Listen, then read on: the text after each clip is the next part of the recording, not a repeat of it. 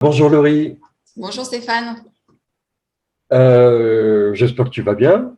ça va très bien, je te remercie. Toi aussi? Ben oui, ça va bien. Donc aujourd'hui, tu voudrais nous parler de l'alimentation vivante et notamment l'alimentation crue, qui est un domaine qui est très très vaste. Il y a beaucoup de choses à dire. Du coup, je voudrais bien que tu développes un petit peu et que tu nous expliques toutes les possibilités et toute la richesse de cette alimentation. Oui, bien sûr. Donc l'alimentation vivante, c'est principalement l'alimentation végétale, fruits, légumes. Et pour qu'elle soit vivante, il faut qu'elle soit crue. Parce que si on cuit les aliments, si on les plante dans la terre, elles ne feront pas une nouvelle plante. Et donc, c'est pareil à notre niveau. Si on mange du cuit, ça a très peu de bénéfices par rapport à la quantité. C'est-à-dire que le cru va apporter énormément d'énergie et de vitalité, alors que le cuit, il faudrait une quantité énorme pour qu'elle nous apporte tout ça. Quoi qu'il en soit, il y a des croyances ou des a priori sur l'alimentation vivante, puisque cru, oui, ok, d'accord, mais moi, les crudités, ça va bien 5 minutes, mais ça me lasse un peu. La texture, c'est tout le temps pareil, et le goût, c'est tout le temps pareil. Alors ça, c'est quelque chose qu'il faut s'enlever de la tête, puisque oui, il y a les crudités qui sont forcément très prisées l'été, puisqu'on a tout au jardin ou tout des légumes frais. Mais par contre, il n'y a pas que ça. En hiver, déjà, c'est pas forcément la même alimentation. On a besoin de chaud l'hiver pour le corps. Donc, on peut faire très bien des soupes crues mais chaudes. Donc, la texture sera plus ou moins la même qu'une soupe, et donc ce ne sera pas la texture des crudités. Après, il faut savoir qu'il faut quand même un petit peu de matériel pour cuisiner. Donc, cuisiner, c'est la cuisine crue.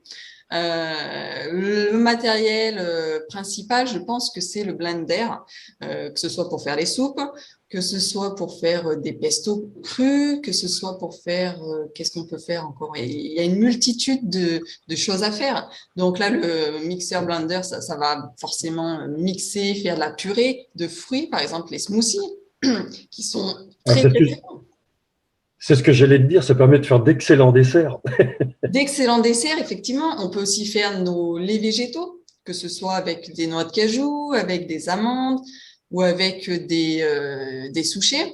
Donc là, vraiment, on se limite pas seulement ou sinon, aussi, il y a les fruits à la croque qui sont que tout le monde connaît, prendre une pomme, manger une pomme simplement comme ça, une banane, un abricot, voilà. Et le blender apportera une texture plus purée, plus liquide. Après, ce qui peut manquer dans l'alimentation vivante, c'est le croquant. Puisque comme on cuit pas, comme on fait pas frire, comme on fait pas passer au four, la notion de croquant est des fois, parfois, un peu nostalgique, on va dire, hein. On a envie de manger du croquant, de la texture. Mais pour ça, nous avons un excellent appareil qui s'appelle le déshydrateur. Donc, le déshydrateur, c'est une sorte de four, on va dire, qui chauffe jusqu'à une certaine température. Mais nous, ce qui nous intéresse, c'est que on peut régler la température jusqu'à 42 degrés. Ce qui permet de pas cuire les aliments, ça va simplement enlever l'humidité des aliments et donc rendre l'aliment croquant. Donc, avec le déshydrateur, c'est magnifique parce qu'on peut se faire des chips de légumes. L'avantage, c'est qu'il n'y a pas de matière grasse. Donc, le légume est cru. Et en plus, on peut varier les plaisirs. Donc, on peut faire des chips de patates douces, des chips de betterave, des chips de panais, de carottes. Et c'est vraiment une richesse en texture qui est top, mais également en goût. Parce qu'il faut savoir que le fait de déshydrater le légume ou le fruit, ça va amplifier les saveurs et ça va avoir vraiment un goût sublime.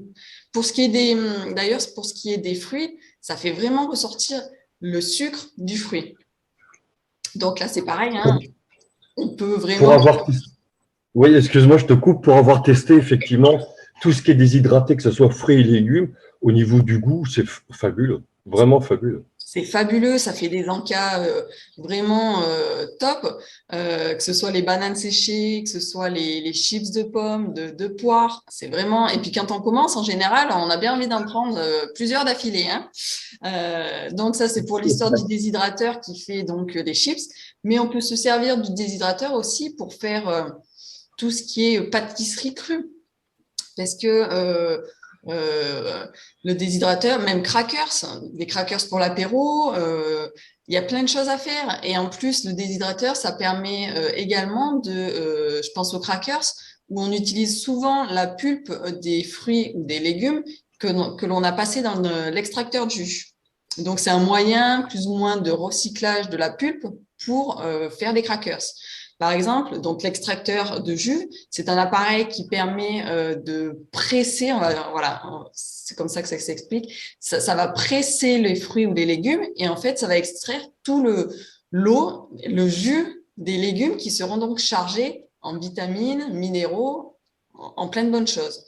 Donc, l'extracteur de jus va nous faire des jus santé qui auront comme action reminéralisante, qui auront un très bon apport en minéraux, vitamines pour les besoins physiologiques du corps. Et notamment, je pense à quand on fait des jus de carottes, la pulpe de carotte, on la récupère, soit on peut la manger en crudité comme ça, soit on peut effectivement faire des crackers et les passer au déshydrateur. Ces crackers, on pourra les utiliser à l'apéro, mais on pourra également utiliser comme sorte de petits toasts pour mettre du pesto, pour mettre tout ce qu'on veut dessus en fait, hein.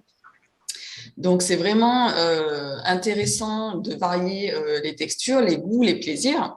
Et c'est vrai que l'extracteur, c'est pareil, c'est magique. Quand on boit un jus fait à l'extracteur, c'est un pur concentré de minéraux et de vitamines. On devrait tous avoir un extracteur de jus à la maison, tous. C'est ça. Surtout que Ça. Oui, excuse-moi. c'est le fait de boire un jus à l'extracteur, c'est comme si on mangeait donc le légume. On a tous ces bénéfices de minéraux, de vitamines, et ça permet également aussi un repos digestif parce que du coup, il n'y a pas la fibre. Donc, ça Et va voilà. directement dans la circulation du sang et chaque organe ou le corps récupère tout ce qu'il a besoin dans ce jus. Donc, c'est aussi un avantage de faire des petites cures de jus qui permettent justement un repos digestif et de reminéraliser le corps sans trop d'efforts, on va dire, hein. C'est ça.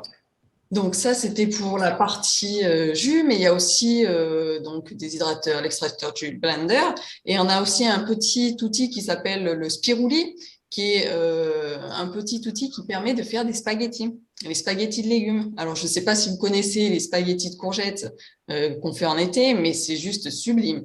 On dirait vraiment que ce sont des spaghettis de pâte, en fait, hein. Il y a des différentes techniques qui permettent justement d'attendrir les courgettes et vraiment d'avoir une texture proche du spaghetti.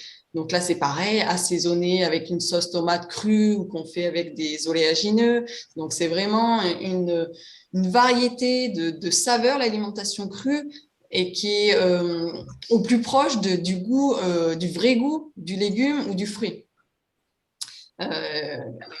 Je pense aussi également à la déshydratation, où on peut faire aussi ce qu'on appelle des cuirs de fruits, où là, c'est donc, on passe d'abord dans le blender les fruits, donc ça fera une sorte de purée qu'on étale sur un papier du déshydrateur, et donc ça fera une sorte de crêpe sèche de fruits qu'on peut rouler, qu'on peut manger comme ça, et ça, c'est des purs bonbons de fruits, des merveilles.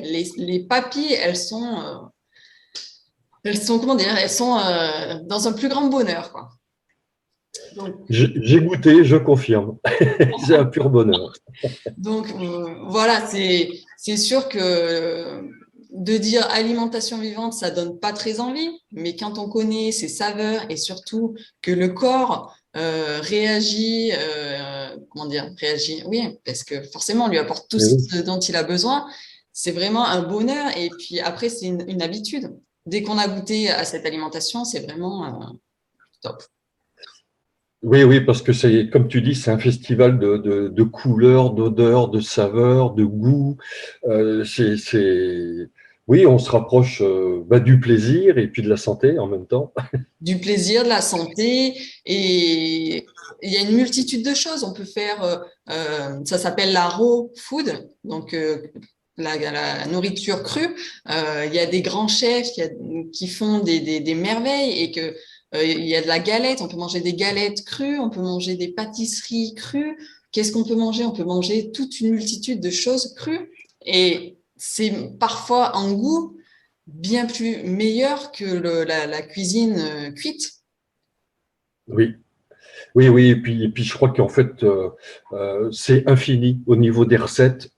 Ça offre une infinité. En fait, il y a plein de choses qui sont possibles et oui, oui, une diversité, c'est ça l'avantage de la cuisine crue. Non? Voilà, c'est ça. Et puis, je veux dire, au début, effectivement, c'est comme tout, hein, n'importe quelle nouvelle activité fait que, oui, on commence par les bases, et puis petit à petit, on est plus à l'aise, et puis on tente de faire autre chose.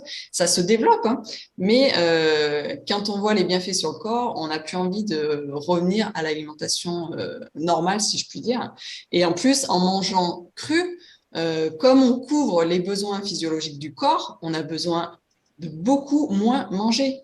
Donc, on peut Eh manger oui, que 2 repas par jour, voire même un seul repas en fonction de nos tempéraments et des besoins que l'on a, hein, puisque aujourd'hui, oui, effectivement, je fais telle activité ou je fais du sport, donc j'aurai beaucoup plus de besoins. Mais si demain, je suis plus tranquille à la maison, ou voilà, et le corps, et là encore, c'est une histoire de vivant, on écoute son corps et ses besoins. c'est Euh, ça. donc, c'est vraiment un mode de reconnexion à soi et à son corps pour savoir l'écouter et lui donner tout ce qu'il a besoin. Mm, mm. Effectivement, en plus, ça évite de le surcharger en produits chimiques qui sont issus de ces aliments transformés. Ça évite de faire trop de déchets. Ça évite qu'il ait trop d'énergie à dépenser pour la digestion. Et puis, le problème, c'est que je pense qu'on est tous plus ou moins carencés en vitamines et en minéraux, que cette alimentation crue permet d'éviter. Elle permet, voilà, de revenir et de réparer le nombre d'années où on a épuisé un peu notre corps, hein, puisqu'en fait, manger, comment dire, cuit, on mange trop déjà, donc ça épuise le corps. Et ça endommage certains organes, parce que tout ce qui est intestin, et d'ailleurs, c'est pour ça qu'on privilégie les jus à l'extracteur de jus, c'est pour justement rétablir et régénérer un petit peu la flore intestinale, et renforcer et réparer, en fait, hein. Effectivement, tu as raison. J'ai l'impression que la maladie du siècle, c'est le système digestif qui fonctionne pas très bien. Avec, oui, intestin, le foie toujours fatigué. J'ai l'impression que c'est un petit peu le lot de beaucoup de gens.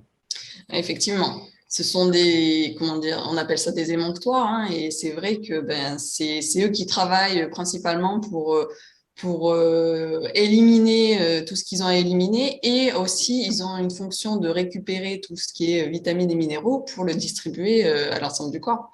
Donc c'est vrai que cette alimentation, c'est une alimentation gagnante sur la vitalité et sur se régénérer, parce que effectivement les corps humains sont très bien faits, et si on leur apporte Mhm. tout ce qu'ils ont besoin, ils sont capables de se régénérer et de retrouver leur Très vite. fonctionnement optimal.